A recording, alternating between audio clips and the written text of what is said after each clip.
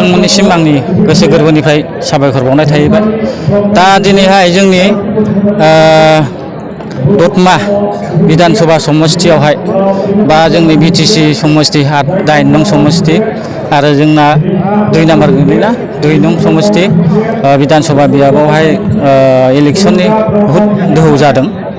दा आङो एक्सुवेलि सिगाङावहाय बनसुनि जेनेरेल सेक्रेटारिमोन, नाथाय बेखौ गारनानै आङो इउपिपिएल दोलोआव हाबहैदोंमोन आरो इउपिपिएल दोलोआव हाबखांनायनि उनाव आंनो सेन्ट्रेल एक्जिकिउटिभ बडि इउथ सेलनि एक्जिकिउटिभ मेम्बारखौ आंनो होनाय जादोंमोन।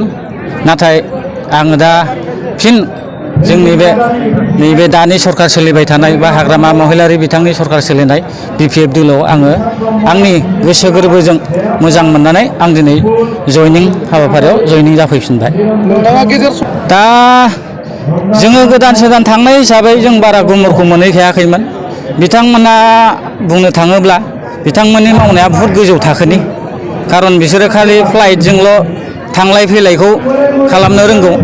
गिदिर गिदिर गारि मटर गारियाव गाखोनानैल' थांलाय फैलाय खालामनो रोंगौ आरो गोबां गावजों गाव लिडारजों लिडारल' माने सावरायनानै डिसिसनफोरखौ लानायखौ जों नुनो मोन्दों आरो।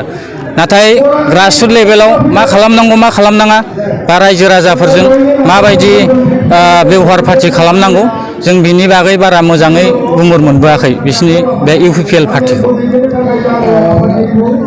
जों बेनो जों इयुथ हिसाबै जोंहा मोनसे भबिष्यत दङ। दा जोंनि हाग्रामा महिलारि दैदेननाय बिपिएफ सरकारा इयुथफोरनि थाखाय बहुद मोजां मोजां आसनि लाबोगासिनो दङ।